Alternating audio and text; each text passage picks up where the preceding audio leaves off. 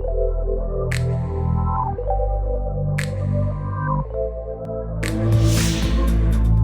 Students, आज हम class 12 का नेक्स्ट वेरी इंपॉर्टेंट टॉपिक लेकर आए हैं। That is today we have to find out the magnetic field at the axis of a current carrying circular loop. ठीक, अब देखिए पहले बच्चों कि ये जो आज का डेरिवेशन है ये बेसिकली बायोट-सेवर्ट लॉ के बेसिस पर है, और बायोट-सेवर्ट लॉ मैं इससे पहले एक्सप्लेन कर चुकी हूँ, तो आप इसको समझने से पहले मेरा जो वीडियो है बायोट-सेवर्ट लॉ उसको ज़रूर रेफ़र करिए। ठीक, फिलहाल मैं बायोट-सेवर्ट लॉ का एक छोटा सा इंट्रोडक्शन आपको दूंगी, वो आपको हेल्प करेगा इस वीडियो को समझने में। बायोट-सेवर्ट लॉ की अगर बात करें बच्चों, तो बेसिकली क्या होता है कि अगर कोई भी तार है, कोई भी वायर है जिसमें करंट फ्लो कर रहा है, तो वो अपने अराउंड मैग्नेटिक फील्ड क्रिएट करता है। और अगर किसी भी पॉइंट P पर आपको मैग्नेटिक फील्ड फाइंड आउट करना है, तो हम क्या करते हैं कि इस तार का एक छोटा सा हिस्सा ले लेते हैं, लेट अस सपोज DL, और उस पॉइंट को ऐसे ज्वाइन कर देते हैं, डिस्टेंस हम R मान लेते हैं। अगर पॉइंट P पर मैग्नेटिक फील्ड कैलकुलेट करना होता है तो बायोट-सेवर्ट लॉ हमें क्या फॉर्मूला देता है कि मैग्नेटिक फील्ड जो कि बहुत छोटी प्रोड्यूस होगी, क्योंकि लेंथ हमने बहुत छोटा सा लिया है DL। फॉर्मूला क्या होता है, mu naught upon 4 pi I DL sine theta upon R square. अब अगर हम थीटा की बात करें तो बेटा देखिए जो थीटा है वो बेसिकली DL और R के बीच का एंगल है। अगर आप ध्यान से देखें तो DL एक कर्व्ड लाइन है, तो अगर एंगल बनाना है तो उसके लिए ये डॉटेड जो लाइन आपको दिख रही है ये उस पर एक टेंजेंट मैंने ड्रॉ किया है, और वो टेंजेंट और R के बीच का जो एंगल होता है दैट इज कॉल्ड थीटा। तो ये जो फॉर्मूला है ये बायोट-सेवर्ट लॉ है। और आपको पता है कि लॉ किस लिए बनाए जाते हैं, क्योंकि कुछ एप्लीकेशंस होती हैं जिसमें हमें वो लॉ लगाने पड़ते हैं to find out some values. तो आज सबसे पहला जो टॉपिक हम स्टार्ट करेंगे, एक सर्कुलर रिंग लेंगे जिसमें करंट फ्लो करेगा। जो फ्लो करंट का डायरेक्शन है वो है हमारा एंटी क्लॉकवाइज। इसमें करंट एंटी क्लॉकवाइज फ्लो कर रहा है। आपको किसी भी पॉइंट P पर मैग्नेटिक फील्ड निकालना है, और कौन सा लॉ इस्तेमाल करेंगे, ऑब्वियस सी बात है बायोट-सेवर्ट लॉ। तो चलिए डेरिवेशन स्टार्ट करें। तो डेरिवेशन स्टार्ट करने के लिए बच्चों ये जो हमने रिंग ली है, इस रिंग का जो रेडियस है, ओके, वो रेडियस हम A मान लें। पॉइंट P पर हमको मैग्नेटिक फील्ड फाइंड आउट करना है, वो सेंटर से x डिस्टेंस दूर रखा गया है। अब मैग्नेटिक फील्ड निकालने के लिए हमने तार का एक छोटा सा हिस्सा लिया था, यहाँ पर भी हम रिंग का एक छोटा सा हिस्सा लेंगे। मतलब अगर हम सपोज करिए ये जो पोर्शन है एक छोटा सा पोर्शन ले लें इस रिंग का, इसको हम DL मान लें, तो यहाँ पर भी कुछ करंट फ्लो करेगा। कितना, I जो यहाँ पर फ्लो कर रहा है IDL, और IDL को हम क्या बोलते हैं, करंट एलिमेंट बोलते हैं। ठीक, इस छोटे से हिस्से की वजह से पॉइंट P पर पहले हम छोटा सा मैग्नेटिक फील्ड निकालेंगे। तो कैसे निकालेंगे, इसको और पॉइंट P को ज्वाइन कर देंगे। इन दोनों के बीच का जो डिस्टेंस होगा वो कितना होगा, R होगा। तो यहाँ से इसकी वजह से पॉइंट P पर छोटा सा मैग्नेटिक फील्ड निकालेंगे। फिर क्या करोगे आप, IDL IDL IDL पूरा ऐड करते चले जाओगे जब तक पूरा सरकमफ्रेंस, पूरे रिंग की मैग्नेटिक फील्ड आपको ना मिल जाए। ओके, एक और हिस्सा लेंगे रिंग का, ये जो इसके नीचे वाला पोर्शन है ना, ये वाला, ये भी DL मानेंगे, और इसको भी हम पॉइंट P से ज्वाइन कर देंगे which is at a distance R। ये आपका डेरिवेशन है।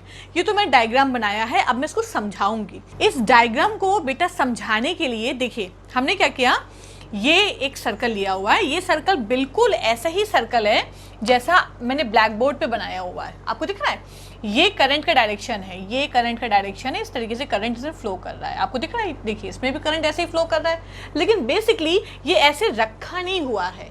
ये कैसे रखा हुआ है, ये इस तरीके से रखा हुआ है। This is how it is placed, आपको दिखाई दे रहा है, ये इस तरीके से रखा हुआ है।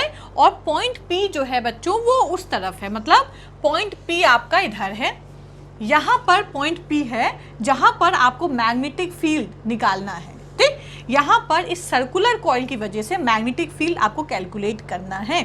ये जो एरो ऊपर की तरफ आपको दिखाई दे रहे हैं ना, ये एरो बेसिकली करंट का डायरेक्शन रिप्रेजेंट कर रहे हैं। इस सर्कल के ऊपर हम एक टेंजेंट ड्रॉ करेंगे जो हमें ये बता रहे हैं कि करंट बाहर की तरफ पॉइंट कर रहा है ऊपर।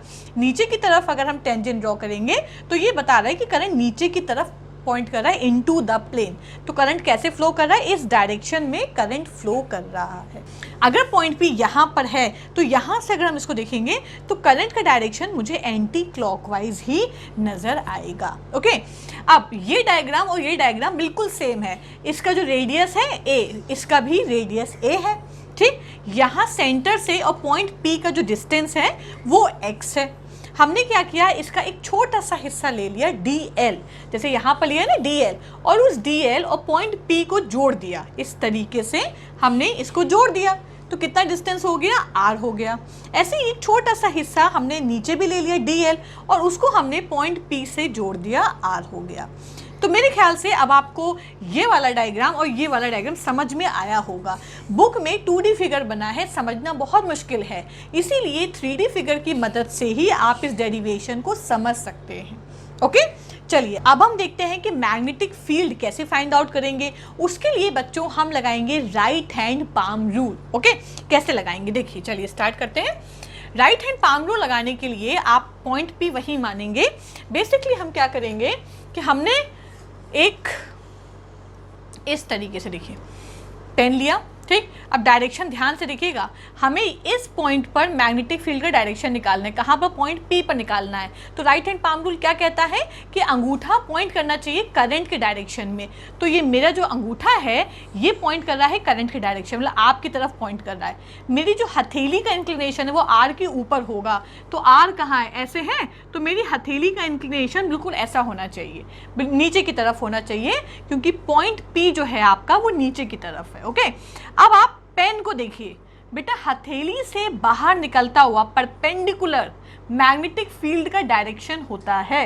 तो परपेंडिकुलरली के लिए मैंने एक पेन को हाथ में पकड़ा हुआ है, वो पेन आपको मैग्नेटिक फील्ड का डायरेक्शन बताएगा। तो हथेली मैंने टेढ़ी की है क्योंकि पॉइंट P भी नीचे की तरफ है, तो मैग्नेटिक फील्ड का डायरेक्शन ये पेन से रिप्रेजेंट कर सकते हैं। तो कैसा आ रहा है, आप देख रहे हैं एक एंगल पर आ रहा है, टिल्टेड है।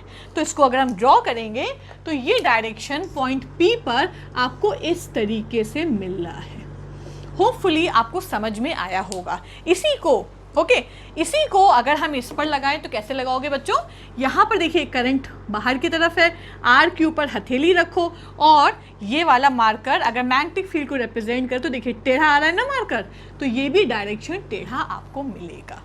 अब नीचे अगर हम रूल लगाएं तो बच्चों देखिए अंगूठा जो है वो अंदर इनटू द प्लेन पॉइंट करेगा, क्योंकि करंट भी अंदर की तरफ है और आपका जो R है वो ऊपर की तरफ है, मतलब मुझे अपनी हथेली ऊपर की तरफ करनी पड़ेगी।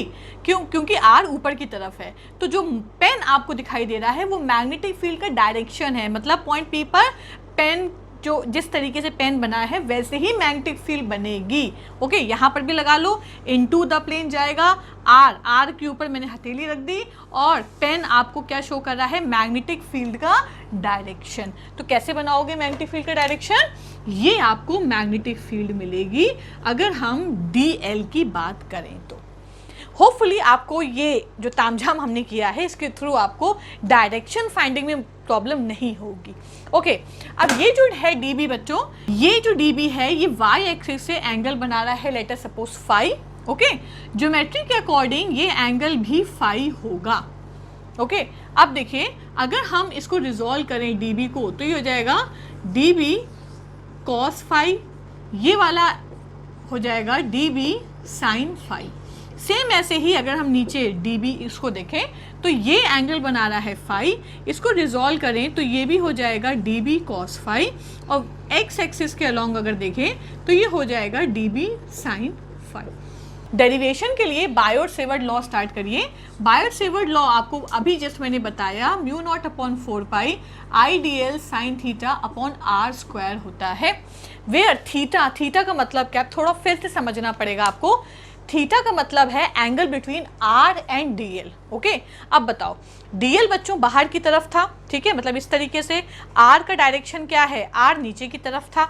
तो दोनों के बीच का एंगल बताइए कितना हुआ, आपके अंगूठे और आपकी हथेली के बीच का एंगल कितना हुआ, वही थीटा है, मतलब 90 डिग्री। आप देख सकते हैं ना, डीएल बाहर की तरफ है, डीएल करंट के ही डायरेक्शन में पॉइंट करता है, तो बाहर की तरफ आपका डीएल है और हथेली का जो डायरेक्शन है वो नीचे की तरफ है।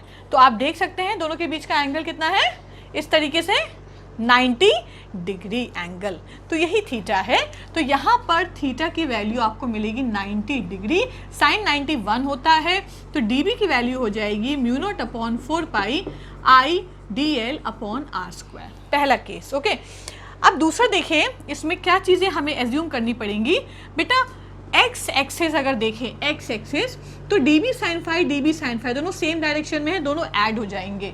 अगर हम वाई एक्सिस देखें तो DB cos phi DB cos phi equal और ऑपोजिट हैं, कैंसिल हो जाएंगे।